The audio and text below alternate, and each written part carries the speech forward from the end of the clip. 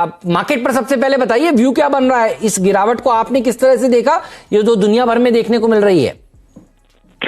तो हेमंत जी, थोड़ा सा मुझे भी सरप्राइज हुआ। हमने सोचा था we would weather this storm, but अब मुझे थोड़ी सी पेसिमिज्म लग रही है, क्योंकि अगर ये लॉकडाउन बढ़ा है या वहाँ वीकनेस रही तो डाउ is already weak, so I would be very cautious. और मैं 2 दिन और देखूंगा, अगर मार्केट यहाँ से सस्टेन करके वापस नहीं गया 11,450 के पास, then I think we are headed for some more weakness. और वीकनेस का मतलब अपने आप को प्रोटेक्ट करना है। अगर आपके स्टॉप लॉसेस मेरे कहने पे कहीं भी शेयरों में हुए हैं तो निकल जाइए, अगर लीवरेज पोजीशन है। नहीं तो हम अभी भी सोचते हैं कि बैंक्स में अनड्यू प्रेशर है, that would be a buying opportunity. लेकिन शेयर बाजार हमेशा करेक्ट है सर, और अगर वीकनेस है तो हेमंत जी अपना प्रॉफिट प्रोटेक्ट करना सबसे जरूरी है। तो अगर आपके पास कोई भी मेरी ट्रेडिंग कॉल्स लॉन्ग वाली हैं, उनमें से निकल जाइए। अब आप कहें तो कॉल है सर, दोनों बेचने वाली हैं। प्लीज आप कौन से स्टॉक्स आपने चुने? तो सर ये ऑटोज में वीकनेस है और मुझे लगता है रहेगी।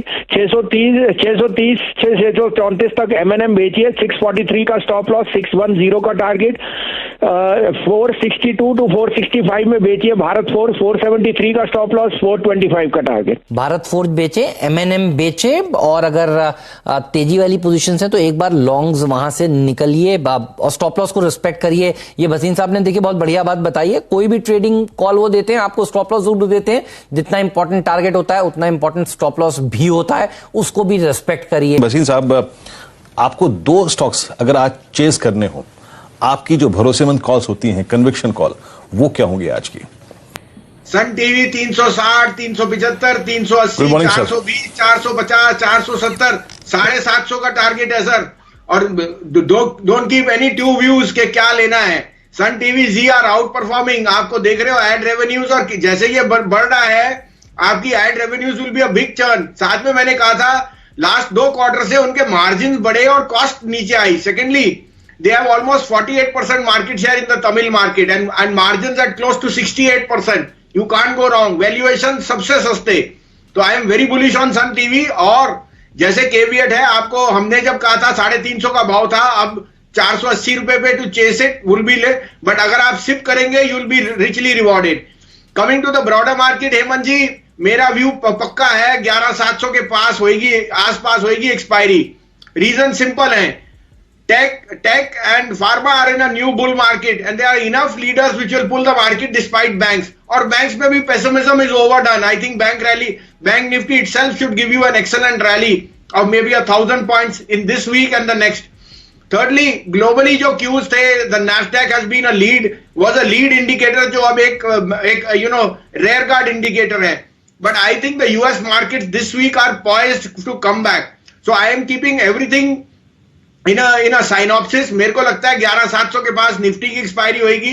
बैंक निफ्टी जो रेयर कार्ड है, वहां मुझे pessimism is saying that be contrarian and pick up good banks. और जो न्यू इश्यूज है वो ये बता रहा है कि how much money is waiting on the sidelines, and that sideline money will surely after disappointment और not getting allotment will surely use any decline to buy. तो यूज दिस जो आप कहते हैं मार्केट की भाषा में कहते हैं पेसिमिज्म या थोड़ा कॉशन जो है, अच्छा पोर्टफोलियो बनाइए, क्योंकि October will be a rocking month for the market.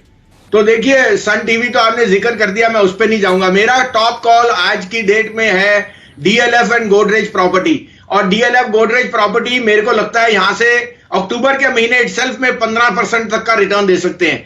आपको सिंपल एसेट क्लास है सर। मिड कैप में जब से ये चेंज आया है, आप पेडिग्री नाम लेना चाहते हो, और real estate will be a pedigree space, क्योंकि gold at 58,000 will sign enough money going into hard assets. मैं ये बहुत बारी दोहरा चुका हूं, और मुझे लगता है कि यहां से ये दोनों स्टॉक आउट परफॉर्म है आज के लिए, हफ्ते के लिए और महीने के लिए। और एक एडेड शेयर जो मैं आपको बोनस के लिए बोलता हूं, एक्सिस बैंक।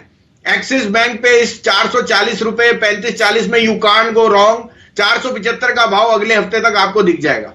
ये भसीन साहब ने अपने ओपनिंग स्टेटमेंट में बैंक्स की बात करी। भसीन साहब, महर्षि पैनल जो पैनल सरकार ने गठन किया था और इस पैनल की रिपोर्ट सुप्रीम कोर्ट में पेश की जाएगी, उसने अपनी रिपोर्ट सामने पेश करी है शनिवार को, और ये सरकार के पास रिपोर्ट्स हैं। सूत्र ये बताते हैं कि रिपोर्ट में ये कहा गया है कि ये जो ये जो लोन्स हैं उसके ऊपर जो इंटरेस्ट है ये छोटे बोरोवर्स के लिए एक बार के लिए माफ किया जा सकता है, कुछ एजुकेशन लोन्स जो छोटी टिकट साइज के हैं उनके लिए माफ किया जा सकता है। तो सबको रिलीफ देने की जरूरत नहीं है, लेकिन चुनिंदा होम लोन्स को रिलीफ दी जानी चाहिए, चुनिंदा एसएमईज को रिलीफ मिलनी चाहिए।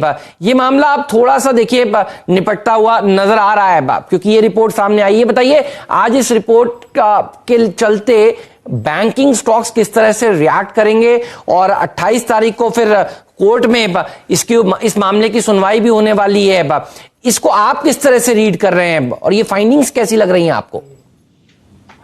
तो हेमंत जी 3 स्टेप्स में जाऊंगा। पहली बात, I think the supreme court will keep parlance of both the depositor and the loan taker, क्योंकि आप डिपॉजिटर को थोड़ी बिरफ्ट कर सकते हो। In the end the bank borrows money and lends, how can they suddenly tell the जो जिसने डिपॉजिट किया कि you get nothing on the deposit? तो they have to keep parlance of both the sanity level. Secondly, जैसे आपने कहा छोटे छोटे टिकट जैसे एजुकेशन है या जो डायर स्ट्रेट्स में है, लेकिन उसकी क्लासिफिकेशन कैसे करेंगे, ये एक और टिप्पणी है। और थर्डली हेमंत जी, आपने सारी प्रोविजनिंग कर ली, 2 क्वार्टर से बैंक्स इस मॉरेटोरियम और उसके वेयर विदऑल के लिए कर। सबसे बड़ी बात ये होगी कि मॉरेटोरियम एक्सटेंड नहीं हो रहा, और वो I think will be the biggest positive. मैं देखिए शेयर बाजार क्रेडिट और ऑफटेक पे चलता है। आपने रैबी की, आपने फसल देखी है, आपने रूरल आउटपुट देखी है, आपने ऑटो सेल्स देखे हैं, एंड द होल थिंग। मुझे लगता है banks are very well poised now to start showing accretion on the better side, particularly banks like Axis, ICICI and SBI, क्योंकि अब जो डिलिंक्वेंसी का थ्रेट है वो रिटेल बैंक्स पे है, the likes of HDFC and Kotak, not on corporate account. Corporate accounts are doing much better, और मुझे लगता है corporate bank should be re-rated from here given these 3 name. So I am saying Hemant ji, मैंने जैसे आपको कहा ये लास्ट वीक है till 10 days of September, ये एक accumulation time है। I am again reiterating 25,000 on Bank Nifty in October. Hence, you should use this decline to be contrarian and buy good names.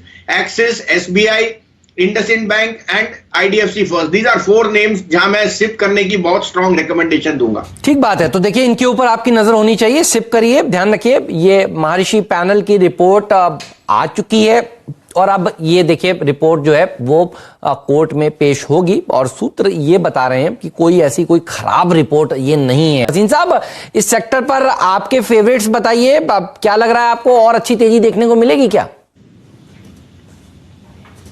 बिल्कुल Hemant ji, this will be जो index ऊपर जाएगा, tech has taken leadership role, tech and pharma. और आपको पता है मैंने TCS Wipro काफी टाइम से बोल रहा हूं, and they are outperformers. मैं अभी भी I would put my money on TCS and Wipro.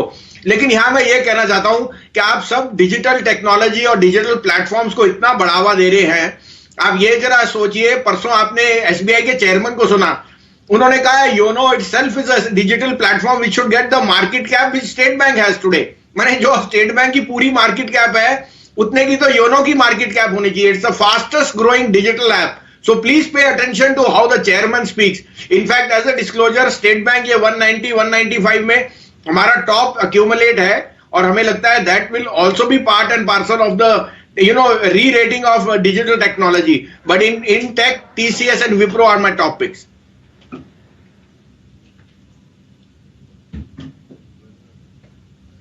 Videos को देखने के लिए आप जरूर से सब्सक्राइब कर ले हमारे YouTube चैनल को। फ्रेंड्स, मिलते हैं अगले वीडियो के अंदर, जब तक के लिए गुड बाय।